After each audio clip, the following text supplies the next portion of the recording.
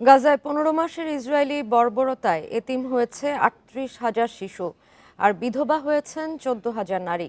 এ তথ্য জানিয়েছে সংবাদ সংস্থা আনাদুলু এজেন্সি।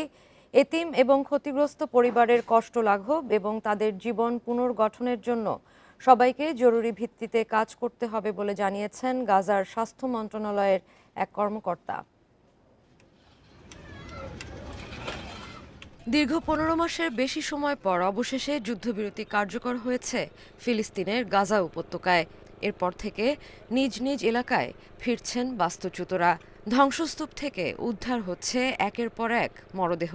যত দিন যাচ্ছে বেরিয়ে আসছে ভয়াবহ সব তথ্য। গাজায় দীর্ঘ ১৫ মাস ধরে চলা ইসরায়েলি আগ্রাসনে এতিম হয়েছে উপত্যকাটির ৩৮,০০০-এরও বেশি শিশু আর বিধবা হয়েছেন প্রায় ১৪,০০০ নারী। এই তথ্য জানিয়েছে গাজার স্বাস্থ্য মন্ত্রণালয়ের এক কর্মকর্তা। ফিলিস্তিনি এই কর্মকর্তা বলছেন, দীর্ঘ এই আগ্রাসনে প্রায় ৩২,১৫১ জন শিশু তাদের বাবাকে হারিয়েছে। এছাড়া ৪,৪১৭ জন শিশু তাদের মাকে হারিয়েছে এবং ১,৯১৮ জন শিশু তাদের মা বাবা দুজনকেই হারিয়েছে। তিনি বলেন, এ থেকেই বোঝা যায় গাজার জনগণের যন্ত্রণার মাত্রা কতটা তীব্র। এতিম এবং ক্ষতিগ্রস্ত পরিবারের কষ্ট লাঘব এবং তাদের জীবন পুনর্গঠনের জন্য সবাইকে জরুরি ভিত্তিতে কাজ করতে হবে বলে জানান তিনি। ২০২৩ সালের ৭ অক্টোবর থেকে চলা ইসরায়েলি আগ্রাসনে গাজায় ৪৭,০০০ ফিলিস্তিনি নিহত হয়েছে, যার মধ্যে ১৭,০০০ই শিশু।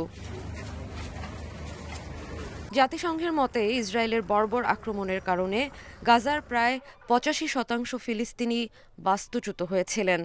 এছাড়া অবরুদ্ধ এই ভূখণ্ডের ৬০% অবকাঠামো ক্ষতিগ্রস্ত বা ধ্বংস হয়ে গেছে। ইসরায়েলকে এজন্য আন্তর্জাতিক বিচার আদালতে গণহত্যার অভিযোগে অভিযুক্ত করা হয়েছে।